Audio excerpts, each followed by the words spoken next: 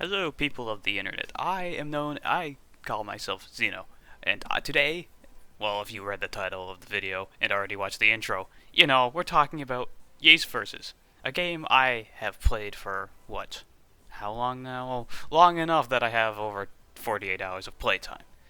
So, considering the Geofront patch, not everyone knows exactly what this game is like, and as such, that's what this video is for. It's to give information as to what this game is like, you know, and a bunch of little extra details that some people might want to know. Or at least they're just interesting to know. As, well, oddly enough, this game is more important than some would think. Starting off, you might wonder, what is this game exactly? Ys Versus was a Japanese exclusive game. Yes, we've got another one of these, and it's the only one that hasn't been localized so far. Or have a localization announcement, actually. Should correct myself on that. And I don't think it's going to be getting a localization announcement anytime soon, if at all. Which, as much as I'd like it to be, I don't think it's going to. Well, regardless, it was released in 2010 on the PSP. Considering how, successful the PSP was in Japan, makes sense why it would be released on the PSP. Considering most of Falcom's games were on the PSP. So, this game is a massive collaboration between the two main flagship series that Nihon Falcom have. Trails, as it was now being called, and Ys, as the title shows. It's Trails versus Trails versus Ys. Ys versus Trails in the sky specifically.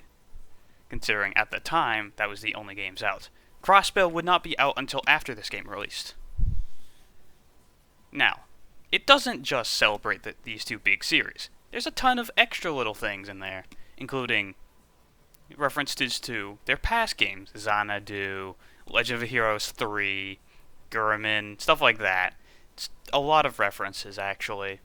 Not just in, there's music, stages, support characters, considering that's how this game works. They are from a wide variety of games. Some I didn't even know about before. But since I started looking into it, I'm like, oh, so that's what game they're specifically from. Yeah, it's actually interesting stuff, because the later you get into Falcom, the more you want to learn about older Falcom, and this game actually helps that. So, tangents aside, now you probably want to know what this game exactly is like. Well, Ys Versus takes the Ys 7 engine and expands upon it to an extent. You don't have party members, which restricts some options in Ys 7, like you couldn't jump like you could in the previous games. Well, this game you can jump. And that's like the main difference, is you can jump. And that's kind of it. That's the main difference, is you can jump. And jumping allows you to do some other things, but it is mainly just the big difference is jumping. Everything else is the same. You can still use skills, charge attack, dash around, and use your extra like in 7. So, overall, it took the formula from 7 and modified it to make more sense in this sort of game, which, if you can't tell, it's a sort of fighting game, kind of. It's very loose sort of fighting game. It's like when you think about how Smash is a fighting game, it's just different for the genre. Well, considering how you're like, okay, how is this game similar to 7? Well, I'll be showing some footage of 7 and then this game back to back, so you can see how generally the game uses the same sort of system and abilities and stuff like that, but as well as you can look at the models and it's like, yeah, that's the same general sort of models. I mean, some of them straight up are the same, considering all the Ys characters do. Or at least that were in 7 use the same models.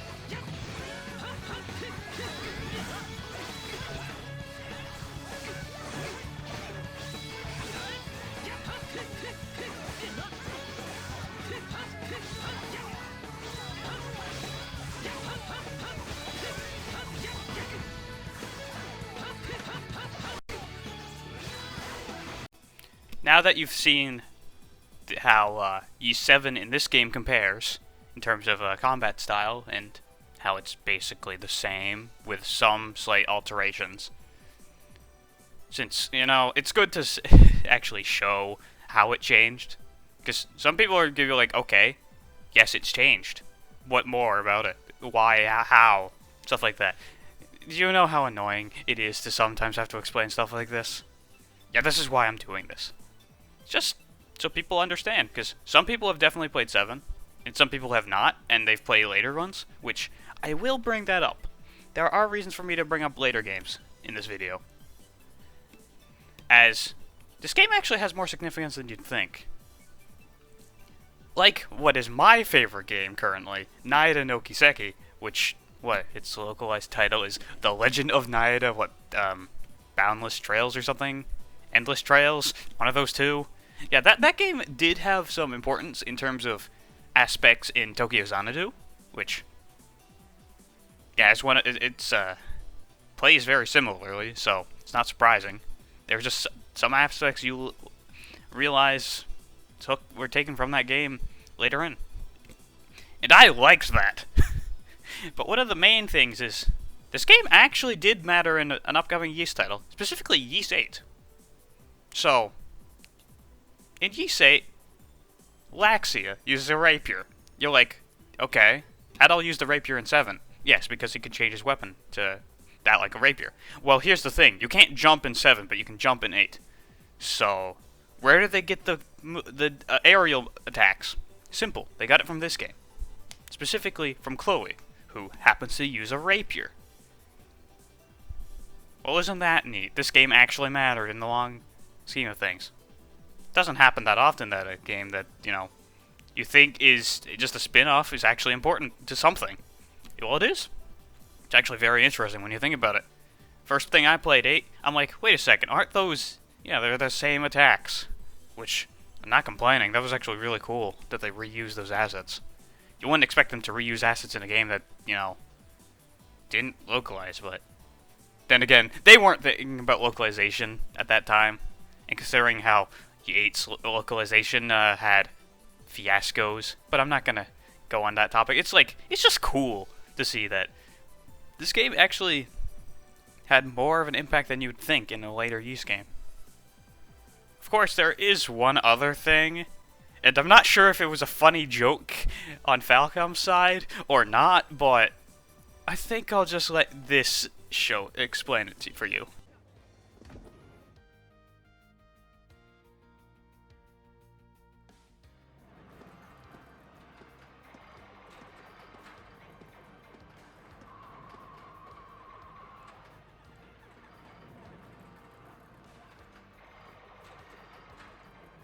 Yes, you did just see that right. In Tokyo Xanadu, there is a poster of a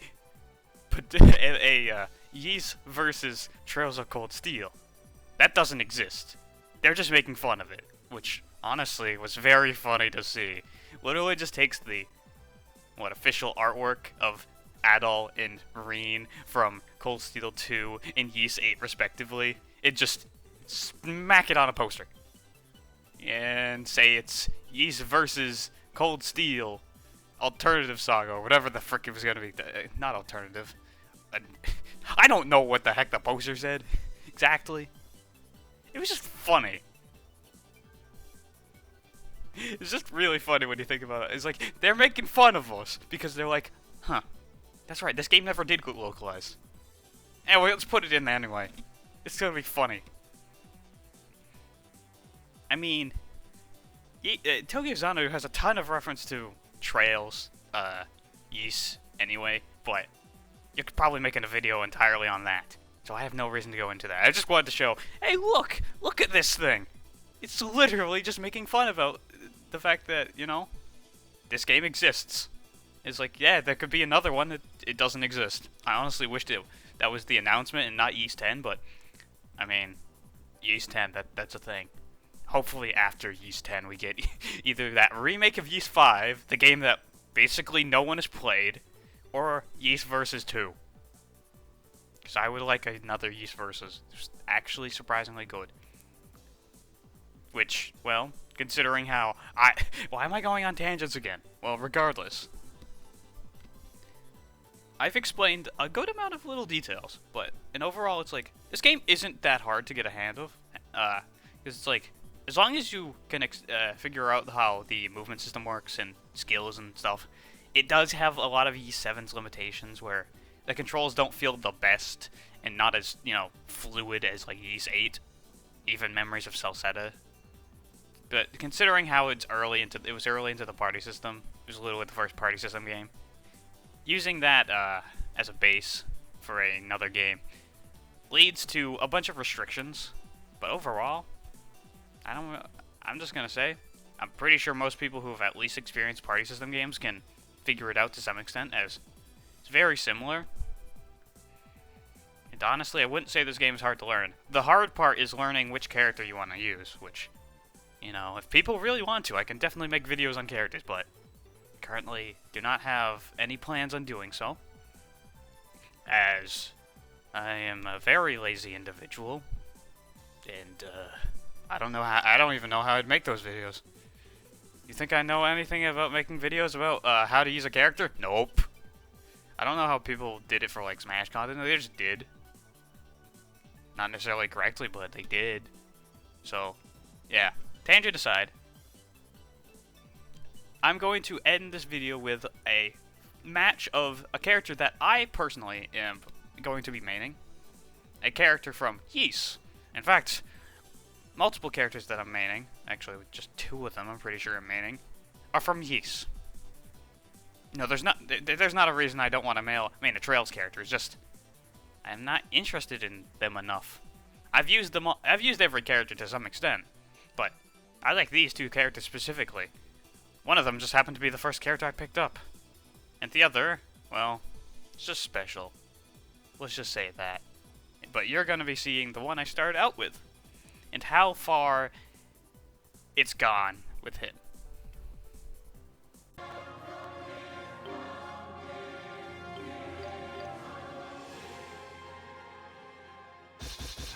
あんたの腕確かめさせてもらうぜ。ファイト。